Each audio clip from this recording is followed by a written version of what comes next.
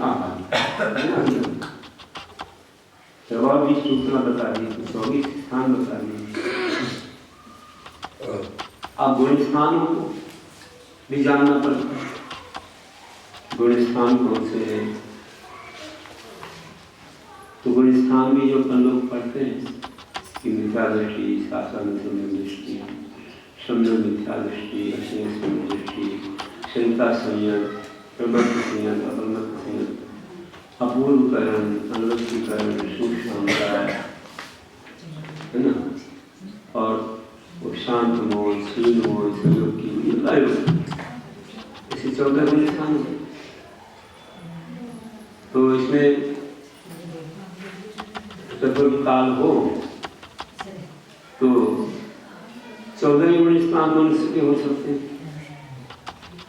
उनमें द्रव्य स्त्रियों के 5 गुण स्थान तक हो सकते हैं। गृहस्थों के भी चाहे पुरुष क्यों ना हो, गृहस्थ रहे तो 5 गुण स्थान तक हो सकते हैं। मुनि बने तो पूरे 14 हो सकते हैं, लेकिन पंचम काल में केवल 7 ही होते। कई अंशों के 5 गुण स्थान तक हो सकते, नारदियों के 4 तक हो सकते समदृष्टि, देवों के 4 तक हो सकते समदृष्टि। कई अंशों में असंगी पंचेंद्रिय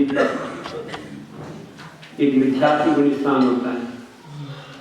संगी वो तो सम्यक तो किसी किसी के हो जाता है, कोई 4था और 5वां भी हो जाए, लेकिन असंगी तक तो नियम से मिथ्या है। संगी में हुआ मिथ्या दृष्टि, ऐसी व्यवस्था है। वो भूमि में भी 4 ही हो सकते हैं।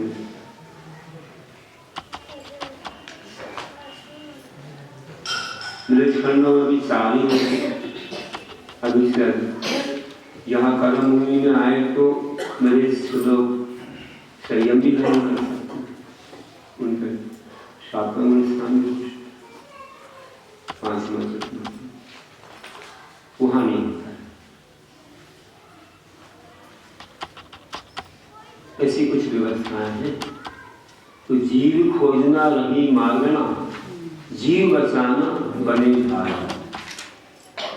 जीव खोजना ये मांगना कहलाती है, और जीवों को बचाना ऐसी अपनी धारणा होनी चाहिए कि कभी जीव हमसे बाधित ना हो, हमसे हिंसा ना हो जाए, ये भावना होनी चाहिए। गुण स्थान भावों का खेल मिथ्या का भी हो कीजिए।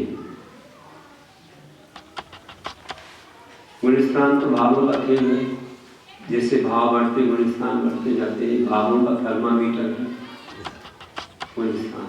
एक समय में कोई जीव कोई गुण स्थान को बदल दे,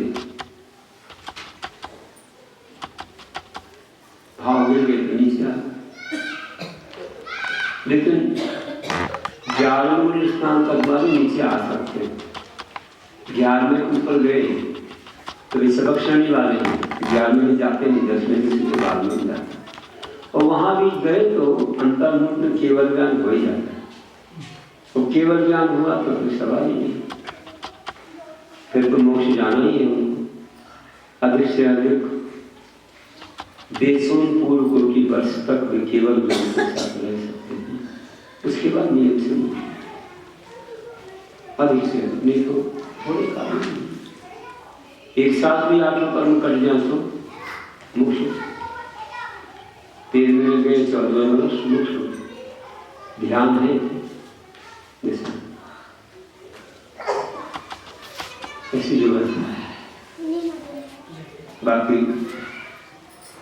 आज तो 7 गुण स्थान है, और मुनियों का 6वां 7वां होता रहता है बहुत बार। इच्छा है तो 7वां है, समिति है 7वां, ध्यान में 7वां मुक्ति होगी। और कोई अगर मुनि के पद के नीचे कोई काम हो गया तो एक अंतर्मुख में नीचे आ जाए, 5वें में आ जाए, परिग्रह हो गया, 5वें में आ गए, फिर भावों को संभाल लिया, 65वें 7वें में चल दिया, फिर राग छोड़ दिया, कभी असंयम का भाव है 4वें में आया, फिर समझ गया, फिर चले गए 6वें 7वें, कभी अश्रद्धा हो गई तो मिथ्यात्व में चले गए, क्रोध ध्यान हो गया, लेकिन समझा दिया किसी ने, भावों को संभाल लिया तो फिर 6वें 7वें में चले गए, तो केवल ज्ञान भी हो सकता है। गच्छपरिश्रवणी मार्ग केवल हमने सुना है तो धर्म ऋषि महाराज का कैसे उनको भाव आ गया और मुख विकृत हो गया, विकृत मुद्रा। राजा शरणिक ने देखा, जाके गंधर्व परमेश्वर से पूछा, हे प्रभु ऐसी मुद्रा देखी, क्या उनके मन में चल रहा है, और अगर कुछ चल रहा है तो क्या गति होगी? उन्होंने कहा उनके तो लोभ ध्यान चल रहा है। लोभ ध्यान का नहीं, मिथ्यादर्शी हो गए, लोभ ध्यान का जीवन संत भी चल सकता है। जिस राज्य को छोड़ के आए थे, पुत्र का तिलक कर दिया, उनकी भावना थी पुत्र हो जाए मैं राज्य छोड़ दूंगा, तिलक करके आगे मुनि बन गए। फिर किसी ने ऐसे कह दिया, और ऐसे मुनि पर से क्या फायदा, इनके पुत्र का इन्हें तिलक किया और वहाँ शत्रु ने आक्रमण कर दिया, राज्य छीन लिया, भूल गए हो, एकदम उनकी मुद्रा विकृत होगी, मैं वहाँ होता तो छोड़ता नहीं, ऐसे भाव उनके लोभ ध्यान मुक्त हो गए।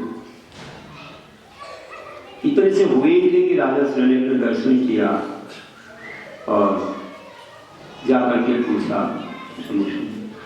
प्रभु ने कहा कि लोभ ध्यान हो रहा, क्या गति होगी? अब अनियत पर्याय का उदाहरण है, नियत नहीं था कि नरक जाएंगे, अगर वे उसी में रहे और आयु बंद हो गया तो हुआ नहीं कार्य, संभावना बताई, और इसके अलावा क्या हो सकता है? और बताया अगर कोई संबोधन कर देगा और उनके भाव समझ गए तो फिर से मुनि पद की विशुद्धि और आगे शपथ श्रेणी मान के केवल ज्ञान भी हो सकता है।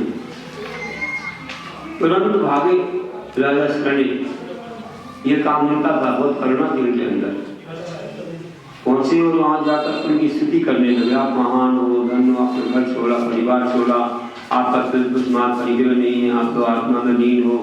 ऐसा कहने से उनको ध्यान आ गया, मैं तो मुनि हूँ, मैंने सब कुछ छोड़ा, परमाणु मात्र मेरा कुछ भी नहीं है, ऐसा सोच के और वे आत्मा में लीन हो गए, और ऐसा ध्यान लगाया कि शपथ श्रेणी चढ़ गए और अंतर्मुख में उन्होंने चाल घातिया कर्मों का नाश कर दिया, तो केवल ज्ञानी बन गए। तो आप देखिए क्या से क्या हो गया, अगर उन्हें संबोधन ना करते तो उन्हें ध्यान नहीं था, क्या मालूम अंतर्मुख में क्या हो जाता, अगर आयु बंद होता तो नरकायु का हो जाता। लेकिन नरकायु का मिथ्यादर्शी को होता है, सम्यक दृष्टि से जब तक तो नहीं होता, तो मना अश्रद्धा हो जाती तो थोड़ा और लोभ ध्यान मिथ्यात्व की उस योग हो जाता तो हो सकता है। तो सम्यक दृष्टि रहे तब तक तो दीवार पर छोड़कर अन्य किसी का बंद होता है। इसलिए अब वो लोभ ध्यान किस रूप में था, अभी तो उतना नहीं होगा, लेकिन बाद में हो जाता तो क्या। तो ध्यान रखिए कि ऐसे परिणाम एक क्षण में एक अंतर्मुख में ऊपर नीचे हो जाते हैं, इसे अपने परिणामों को संभालना नहीं तो कौन सा बंद हो जाए किसी को कोई। तो ये भावों का खेल है गुण स्थान, तो गुण स्थान भावों का खेल, मिथ्या का भी भव की जेल, ये भव की जेल है, संसार की जेल है, इसमें अनादिकाल से व्यक्ति फंसा हुआ है, कैद है, चारों गति की जेल में कैद है। कर्मों की जंजीरों से बंधा हुआ है, कर्मों की जंजीरें टूटे तो भव की जेल से बाहर निकल जाए। इस तरह से होता है।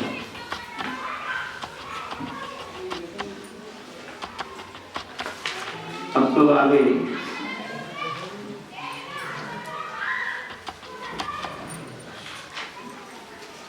तब साधना दृश्य आएगा। तब साधना दृश्य इसमें बताएंगे कैसे व्यक्ति संसार की जेल से बाहर निकल जाता है। इसमें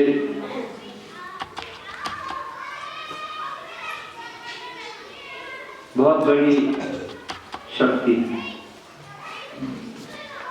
जितनी छोटी वस्तु होती है उतनी बड़ी शक्ति वाली होती है। जैसे परमाणु बम बोलते हैं, परमाणु दिखता नहीं है लेकिन कितनी बड़ी शक्ति है, परमाणु बम बनाते हैं।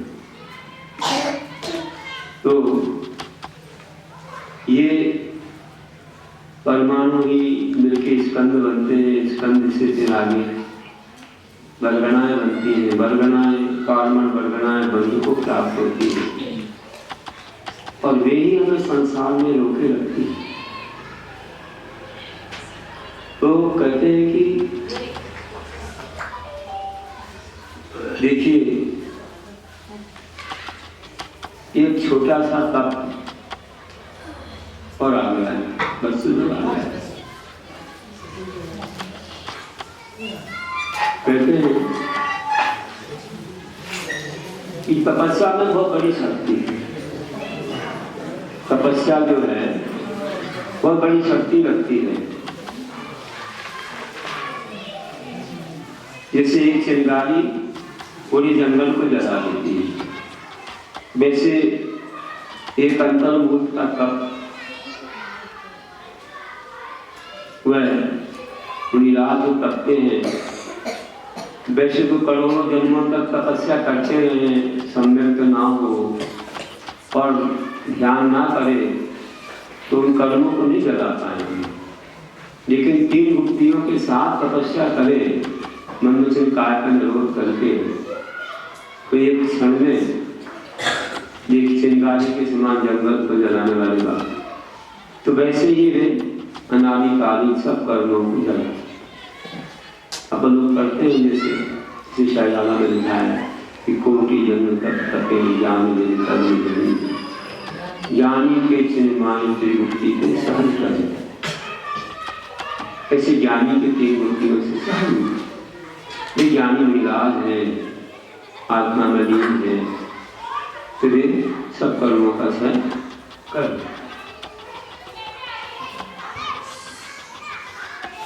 तो देखिए कि क्षण भर तब विधि को है हरता, परमाणु समान शक्ति ही है। क्षण भर का तप, विधि मतलब कर्म होता है, कर्म का एक नाम विधि है, इसको हरता है। परमाणु की समान शक्ति है, दिखता नहीं है। हमारे लिए परमाणु ऐसे कर्म भी नहीं दिखते हैं और तपस्या के द्वारा उन कर्मों का क्षय कर दिया जाता है।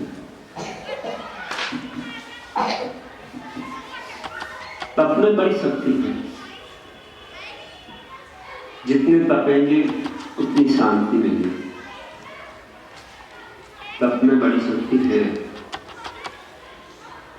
अपन देखते हैं कि जब अच्छी गर्मी होती है और तपा तपते हैं तो उन तपों के बाद अच्छी वर्षा होती है। बीच में वर्षा नहीं आना चाहिए। अगर तपा चल रहे हो, बीच में वर्षा आ जाए, बोले तपा सूंघ गई मतलब बीच में वर्षा हो गई तो अच्छी वर्षा नहीं। तो तपस्या अच्छी घनी तपस्या हो और वह लगातार चलती रहे तो वह वैसे ही अच्छी वर्षा के समान हमें शांति से दे देती है। तो सूर्य तपेशम तप कहलाते, ना सूर्य तब वर्षा आ, बीच में सूर्य ना अच्छी वर्षा। तो बीच में विचलित नहीं होना, करते चलना।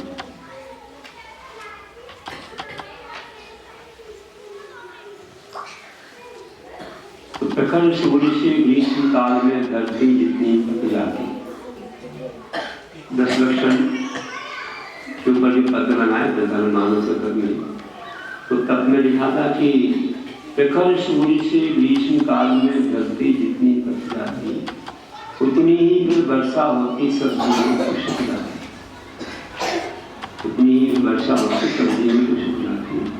आत्म ध्यान में तपते योगी घोर तपस्या करते